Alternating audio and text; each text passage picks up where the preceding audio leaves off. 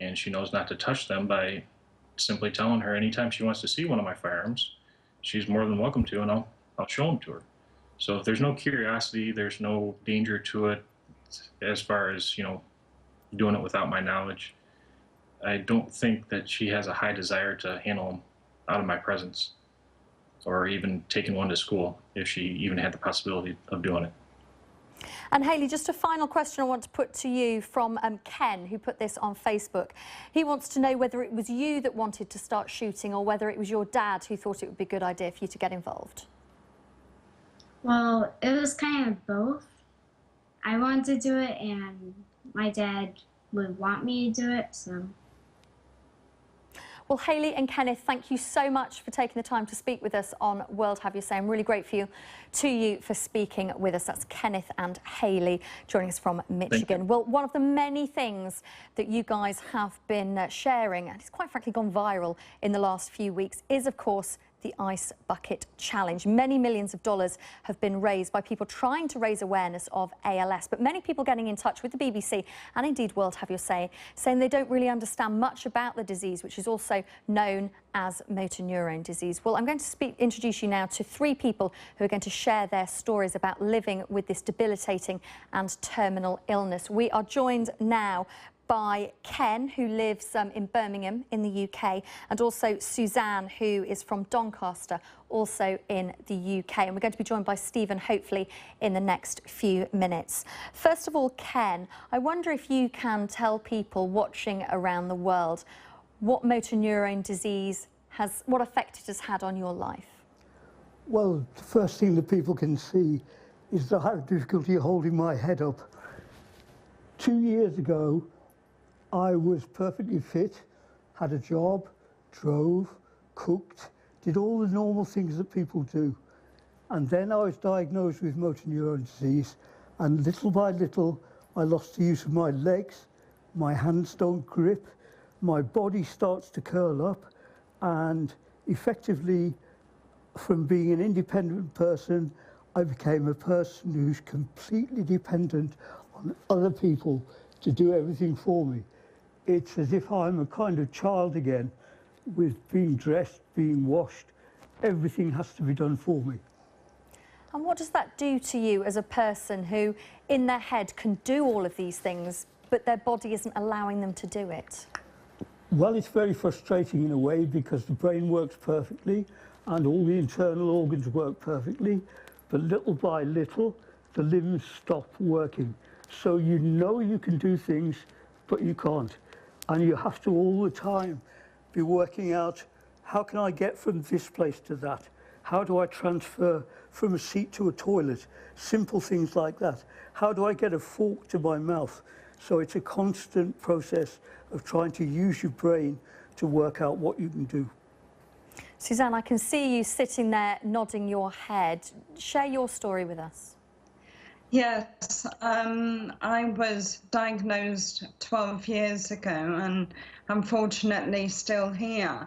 And it was a case of noticing a weakness in my arms, which has progressed to me losing my balance.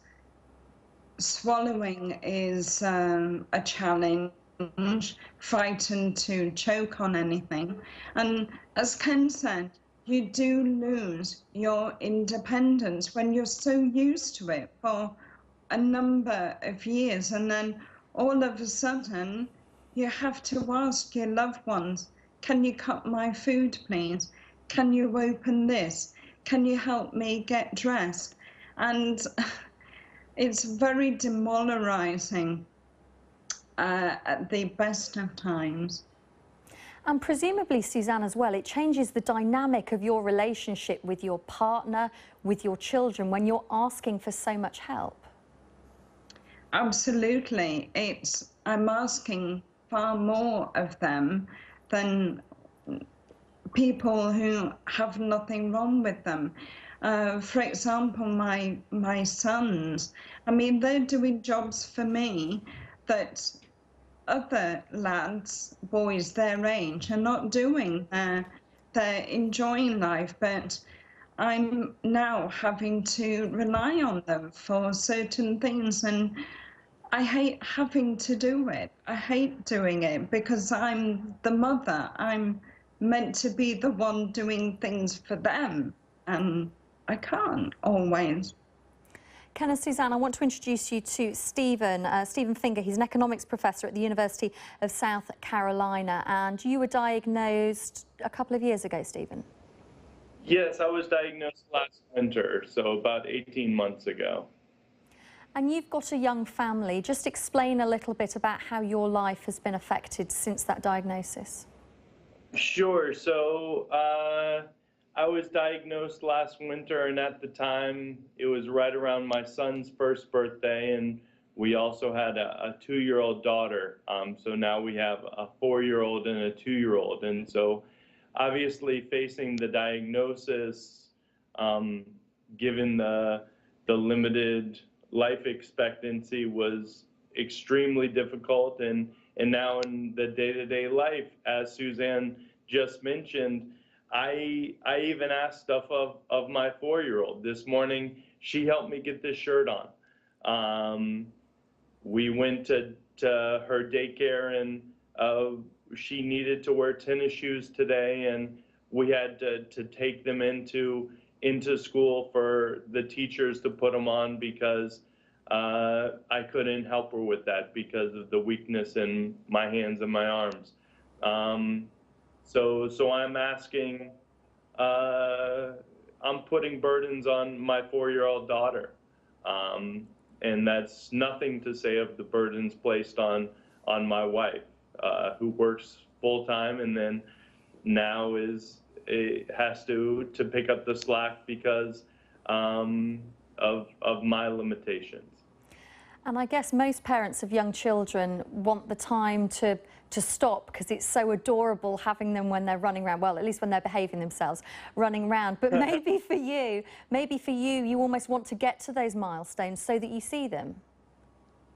Exactly. That's 100% my perspective, that every very small minor milestone means the world to me. Being able to see my daughter begin to write her letters, to see her begin to take ballet classes, begin to play on a football team.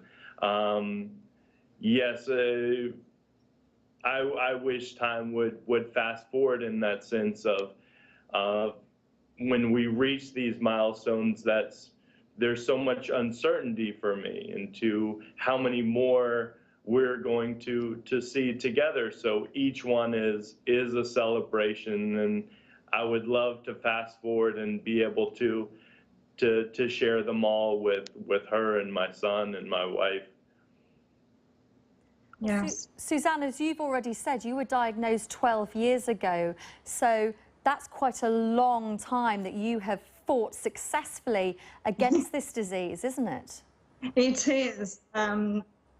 A lot of positive thinking, having an amazing family support, and the amazing people like Professor Dame Pamela Shaw. All of this, I'm positive, is helping to keep me here. I mean, my boys were 7 and 9 when I was diagnosed, and I've been very fortunate, and I feel extremely grateful. I've seen my boys turn 18, and I've seen my eldest turn 21. So yes, it is possible. It is, but you just take each day as it comes and enjoy it to its fullest. Stephen, I can see you nodding. Yeah, everything about Suzanne's story is an inspiration to me. And I think knowing that there are people out there like Suzanne who continue to live productive, loving, incredible lives 12 years post-diagnosis, as she said, just makes you want to continue to live each day. you get hit with the diagnosis and you process the severity of it. But then you also know that there are people who are able to survive these lengths of time and are able to live incredibly productive lives even as the disease progresses. And so that, again, seeing examples like that just makes me want to live my life to the fullest as well. Ken, your reaction to that? I'd agree with all of that, really. We have to do what we can, and it's really a question of readjusting the way you deal with people and the way they deal with you, and accepting that you need help and not trying to be a hero or anything, but working with the people around you to make things work the very best you can for them and for you, knowing that you may have 1 year, you may have 5 years, but you may also get a heart attack next year. So it's the same for us as for everybody, really, and you do the very best you can. And how do you prepare your families? How do you prepare your future, whether it be financially, emotionally? I wonder if each of you could share that with us. Maybe Suzanne, you start. I haven't quite reached that point. I guess I'm afraid to jinx it. I didn't tell my boys at first, but as they got older, I did prepare them, and I have written a will out now, so I am prepared for the inevitable, which everyone experiences, the inevitable.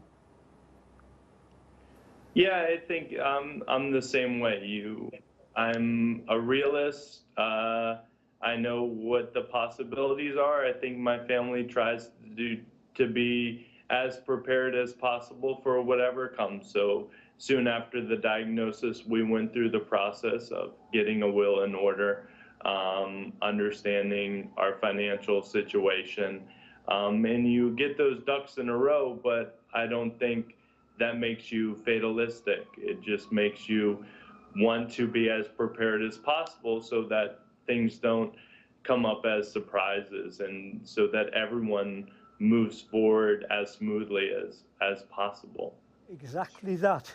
I organised my finances as soon as I knew, and we made adaptations to the house so that I didn't have to go upstairs anymore, and I've been very lucky to have very good support from medical and social services and so on, and they help me to prepare every step of the way before it happens, which makes life a lot more pleasurable, really, because we don't have any crises. And Stephen, have you been able to speak to your children about this, or have you shielded them from this? At their ages, I don't think they can fully process what's going on, but they understand that my arms and my hands don't work very well. And for them, that's just normal. They now only remember me as having physical limitations. They know not to pull on me or try to get under my legs because my balance is compromised. So for them, I don't think we shield them at all purposefully. At 4 and 2, I don't think they can process the full prognosis, but at the same time, they know that physically I'm different than their mother. But to be honest, kids' normal is their normal, isn't it? And they're not going to realise Daddy is just that way, and it's not going to be an issue for them. They're going to still hug you. You've done well to make sure they don't climb on you. My 2-year-old's always climbing up my leg and trying to pull me over. It's a challenge all the time. I wonder, to talk a little bit about the Ice Bucket Challenge, which has obviously had incredible pickup, particularly over the last month, although I know that it ran before that. There has been some criticism about it. I wonder, each of you, what your take is on it. Suzanne first. What on the criticism? Well, no, but on the concept of the Ice Bucket Challenge itself. I think it's amazing. In the Yorkshire area, a couple Paula and Robert Maguire have managed to round up an army, including myself, to do the Ice Bucket Challenge for MNDA. And they have, in about 18 days, they have managed to raise £3 million just in Yorkshire alone. And I think it's fabulous. Ken, do you think that it has really made a difference in raising awareness? I mean, we're having this conversation today on BBC World News because of the Ice Bucket Challenge going viral. So I guess it's doing its job in your view? It's absolutely brilliant. Most people have never heard of motor neuron disease or ALS, and at least this means, as well as raising money, that everybody in the world has actually heard about it.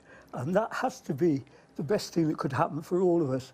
And hopefully a lot of new research will be funded for future generations who get this awful condition.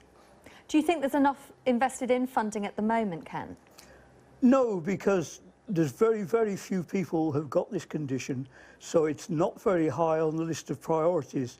Other conditions like cancer get a lot of funding for research, but we don't even know what causes motor neuron disease, and until they find that out, they can't find any cures. So it needs more money, and this is a good way to kickstart it.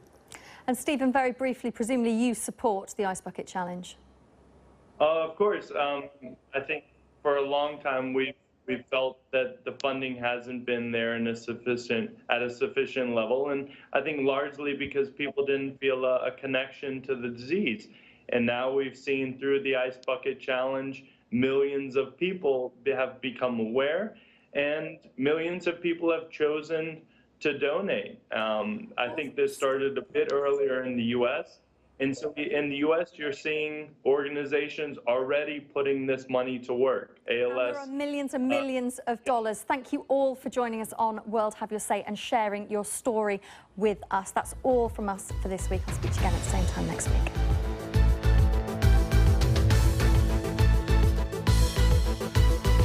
Let me say something.